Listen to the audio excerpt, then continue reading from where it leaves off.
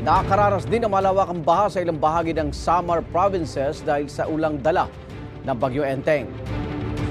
Sa Canavid, Eastern Samar, kita ang isang lalaking lumulusong sa malalim na baha kasama ang kanyang aso at ilang gamit. Ayon sa kanilang MDRRMO, hindi bababa sa 14 na pamilya ang lumikas. May malawakang baha na rin sa Barangay Lawaan sa San Roque, Northern Samar. Stranded ang ilang residente. Ayon sa Pag-asa, makararanas pa rin ng malalakas na hangin at ulan ang Eastern Visayas dahil sa bagyong Enteng. Igan, mauna ka sa mga balita. Mag-subscribe sa GMA Integrated News sa YouTube.